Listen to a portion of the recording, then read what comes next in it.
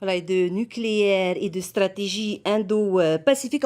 On va en parler encore avec notre invité, l'historien Jean-Marc Regnault. Jean-Marc Yorana, Voilà. quelle est votre analyse sur ce que Moïté vient de dire sur cette stratégie? Oui, ça fait longtemps qu'on en parle avec Muay Thai. Bon, en fait, je crois qu'il faut bien comprendre que le monde est en train de changer. Et qu'il y a aujourd'hui des enjeux qui sont extrêmement importants. Et qu'on ne peut pas raisonner comme on raisonnait justement il y a 40 ans ou 50 ans.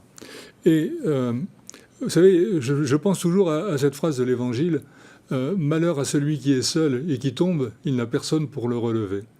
Alors, c'est une bonne chose alors que l'État veuille... Je crois que ce que le président de la République a voulu dire, c'est qu'il propose en quelque sorte un pacte gagnant-gagnant. La France a besoin de la Polynésie pour s'affirmer dans le Pacifique, mais d'après lui, je traduis sa pensée, d'après lui, la Polynésie n'a pas les moyens de résister à la montée en puissance de la Chine. Il suffit de voir les pions tomber les uns après les autres, les Salomon, Tuvalu, le Vanuatu, qui tombent sous la coupe de la Chine. Et c'est fort préjudiciable dans le domaine des libertés publiques. Donc, qui pourra vraiment protéger?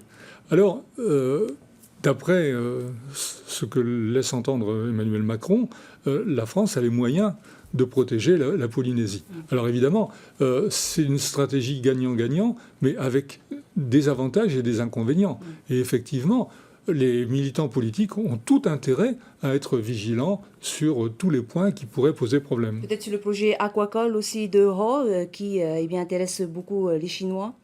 Ça pourrait aussi perturber le projet. Oui, le projet Aquacol, ça fait déjà un moment qu'il prend l'eau, si je puis dire, parce qu'on se rend compte que les promesses ne sont pas tenues, qu'il y a des arnaqueurs. Mais de toute façon, ça fait longtemps qu'il y a des gens qui profitent des avantages donnés par la défiscalisation ou des choses comme ça dans certains domaines, et qu'effectivement, il faut être très très prudent avec des promesses fallacieuses. Donc ça, c'est une évidence. Oscar Temaru a beaucoup parlé dans sa conférence de presse de stratégie de dissuasion.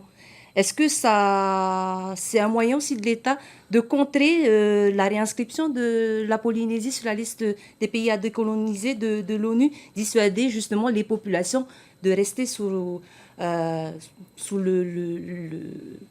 l'État français, la tutelle de l'État français? Alors, je pense que dans le discours d'Emmanuel Macron, il y a deux choses. Il y a cette pensée qu'il a exprimée plusieurs fois, la colonisation, c'est un crime contre l'humanité.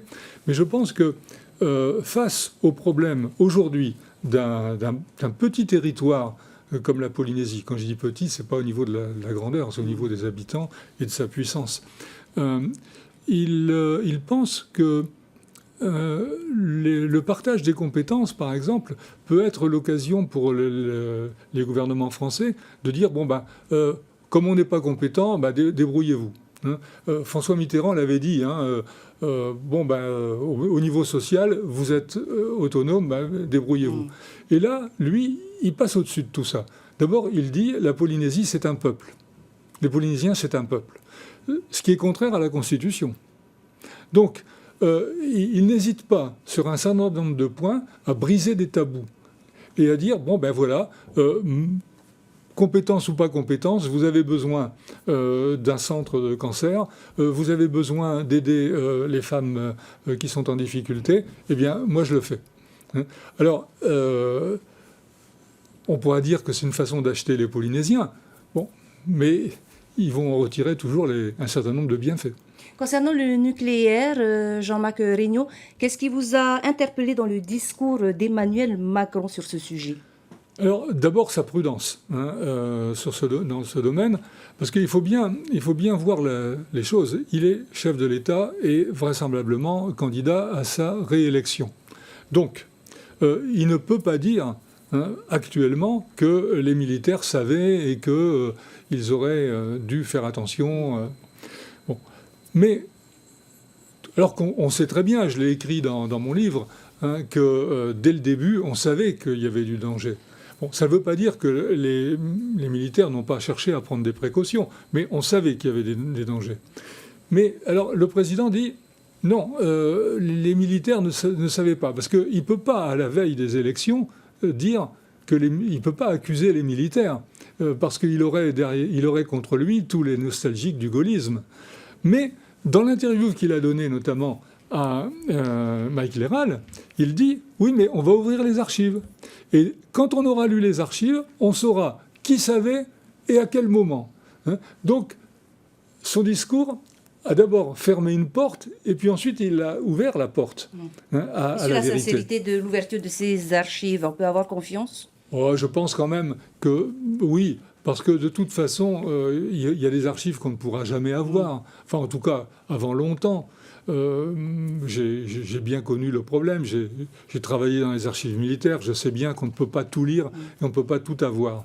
Mais ne serait-ce que dans ce que j'ai eu il y a une vingtaine d'années, on avait des éléments extraordinaires et qui permettaient de savoir, comme le disait le président Fritsch l'autre jour, quand ça a été décidé, pourquoi ça a été décidé et avec quelles conséquences. Bon, c'est ce que j'ai essayé de traiter dans mon livre.